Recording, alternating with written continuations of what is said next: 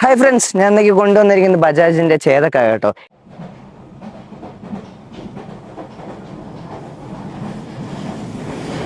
ഈ ഒരു വണ്ടി എടുത്തു കഴിഞ്ഞാൽ ഡ്രൈവിംഗ് ഈ ഒരു വണ്ടിനെ എങ്ങനെയാ ഓടിക്കണമെന്ന് നമ്മൾ വേണം പഠിക്കാൻ, എന്നിട്ട് വേണം ഈ ഒരു വണ്ടി എടുത്ത് ഓടിക്കാൻ. കാരണങ്ങൾ എന്തൊക്കെയാണെന്ന് പറഞ്ഞാൽ ഈ വീഡിയോയിൽ ഞാൻ ഡീറ്റെയിൽ ആയിട്ട് ഓരോന്നായിട്ട് പറഞ്ഞു തരുന്നുണ്ടായിരിക്കും.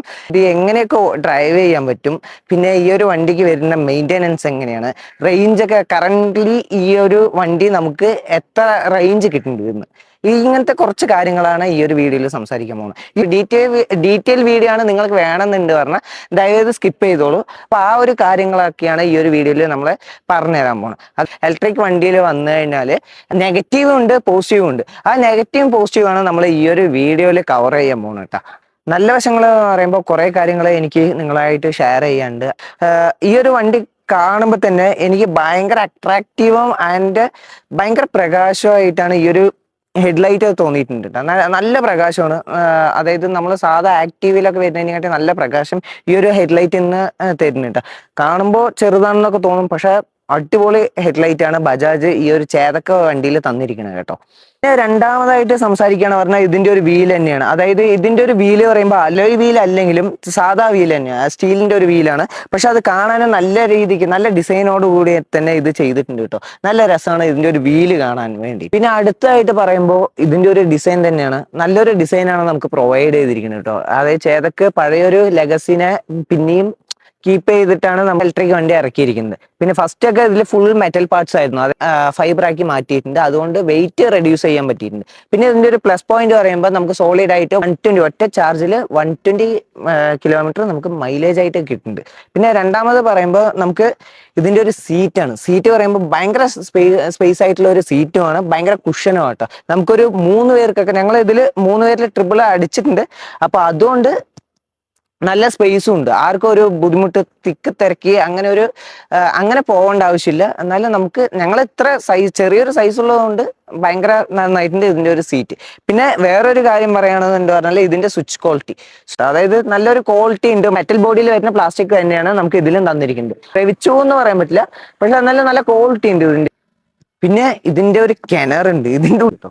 ഇത് എത്ര ലിറ്റർ ആണെന്ന് ദൈവത്തിന് അറിയാ, പക്ഷെ നല്ല സ്പേസ് ഉണ്ട് കേട്ടോ. 2 ഹെൽമെറ്റ് കൊള്ളാവുന്ന രീതിക്ക് നല്ല രീതിയിൽ ആഴമുണ്ട്.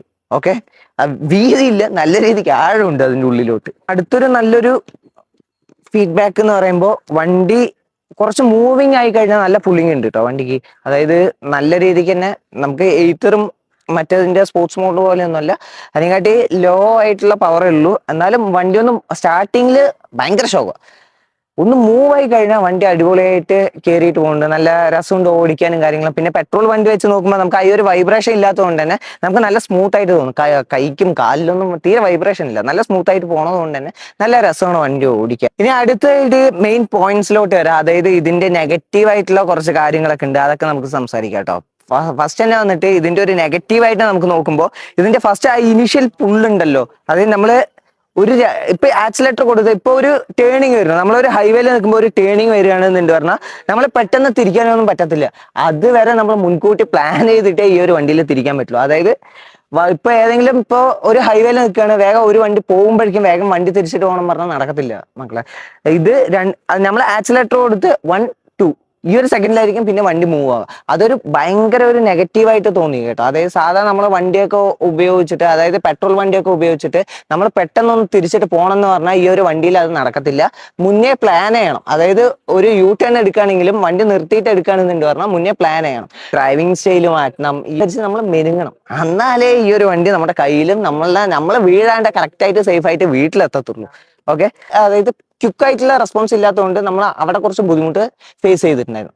പിന്നെ രണ്ടാമത് പറയുമ്പോൾ നമ്മൾ ഓടിക്കൊണ്ടിരിക്കുമ്പോൾ ആക്സിലേറ്റർ ഫുള്ള് വിട്ട് കഴിഞ്ഞാൽ വണ്ടി ഓഫായ പോലെ അപ്പൊ തന്നെ ഒരു നിക്കലാണ്. അപ്പൊ തന്നെ ബാക്കിൽ വരുന്ന വണ്ടിക്ക് നമുക്ക് ഈ ബാക്കിൽ വന്നിട്ട് ഇടിക്കാനുള്ള ചാൻസ് കൂടുതലാണ്. അങ്ങനത്തെ കുറച്ച് ഇഷ്യൂസ് ഉണ്ട്. പിന്നെ അതേപോലെ തന്നെ അത് ആക്സിലേറ്റർ വിട്ടാണ് കേട്ടോ. പിന്നെ അതേപോലെ തന്നെ ഓടിക്കൊണ്ടിരിക്കുമ്പോൾ തന്നെ വണ്ടി ബ്രേക്കിൽ ചെറുതായിട്ടൊന്ന് തട്ടിയാലും അങ്ങനെ അപ്പൊ തന്നെ ബ്രേക്കിന്റെ എഫക്റ്റിൽ അല്ലെങ്കിലും മോട്ടോർ ഓഫ് ആവും. ബ്രേക്കിൽ തട്ടിയാൽ മോട്ടോർ ഓഫ് ആവും. അതുകൊണ്ട് തന്നെ പെട്ടെന്ന് ആ നടുറോട്ടിൽ തന്നെ പെട്ടെന്നൊരു കുത്തിയിട്ട് നിൽക്കണ പോലെ ഒരു ഫീൽ ഉണ്ട്. സോ അതുകൊണ്ട് അവിടെയും നമുക്ക് ബാക്കിൽ വരുന്ന വണ്ടി അതൊരു കാറാണെങ്കിലോ ഇല്ല പറഞ്ഞാൽ നമ്മളൊരു ഹൈവേയിലോട്ട് ഈ ഒരു വണ്ടി ഇറക്കുകയാണെന്നുണ്ട് പറഞ്ഞാൽ ആ വണ്ടി എന്തായാലും കുറച്ച് സ്പീഡിലായിരിക്കും വരിക. നമ്മൾ പെട്ടെന്ന് നിർത്തുമ്പോൾ ബാക്കിൽ വന്ന് ഇടിക്കാനുള്ള ഒരു ചാൻസ് ഉണ്ട് കേട്ടോ. അത് എനിക്കൊരു നെഗറ്റീവ് ആയിട്ടാണ് തോന്നിയിട്ടുണ്ട്. നമ്മുടെ ഇന്ത്യൻ റോഡ്സിലൊക്കെ പെട്ടെന്നുള്ള എന്തെങ്കിലും ക്വിക്കായിട്ട് എന്തെങ്കിലും നടക്കും. അപ്പൊ അതിന്റെ ഇടയിൽ കൂടെ ഈ ഒരു ചെറിയൊരു ഇൻസിഡന്റ് മതി നമുക്ക് ഒരു ഒരു ആക്സിഡന്റിൽ ഇല്ല പറഞ്ഞാൽ ഡ്രൈവിങ്ങിലോട്ട് പോകാൻ വേണ്ടിയിട്ട്. വണ്ടി ഓള മാതിരി മൂഞ്ചിയ വണ്ടിയാണ് ഞാൻ ഒരിക്കലും ഈ ഒരു വണ്ടിനെ പറയത്തില്ല. വണ്ടി അടിപൊളി വണ്ടി തന്നെയാണ്. അതായത് ഈ ഒരു വണ്ടിയിലേക്ക് കുറച്ച് ക്യാരക്ടേഴ്സ് ഉണ്ട്. അതായത് റൈഡിങ് സ്റ്റൈൽസ് കുറച്ച് വേറെയാണ്.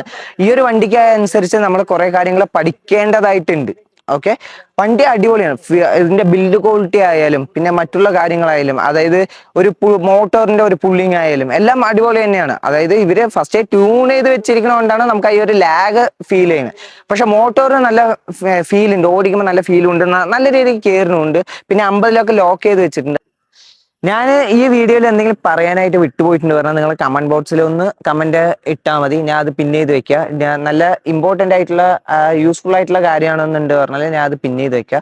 മറ്റുള്ളവർക്കെങ്കിലും യൂസ്ഫുൾ ആയിരിക്കും. പിന്നെ ഈ വണ്ടി കറന്റ് ഇപ്പൊ യൂസ് ചെയ്യുന്നവർ ജസ്റ്റ് ഒന്ന് കമന്റിൽ അവരുടെ റിവ്യൂ ഇല്ല പറഞ്ഞാൽ നെഗറ്റീവ്, ഇപ്പൊ ഞാൻ അറിയാത്ത നെഗറ്റീവ്സ് ഒക്കെ ഉണ്ടാവും. ഞാൻ അറിയാത്ത ചില പോസിറ്റീവ്സും ഉണ്ടാവും. അപ്പൊ അതൊക്കെ ജസ്റ്റ് ഒന്ന് കമന്റ് ചെയ്യുക. ഞാൻ അതൊക്കെ പിൻ ചെയ്ത് വെക്കുക. ഓക്കെ, അപ്പൊ ഇത്രയേ ഉള്ളൂ ഈ ഒരു വണ്ടിനെ കുറിച്ചുള്ള ചെറിയൊരു വീഡിയോ ആണ്. അപ്പൊ ഇഷ്ടപ്പെട്ടു പറഞ്ഞാൽ എല്ലാവരും ഒന്ന് സബ്സ്ക്രൈബ് ചെയ്യുക, ഫോളോ ചെയ്യുക. അത്രേ ഉള്ളൂ. ബൈ.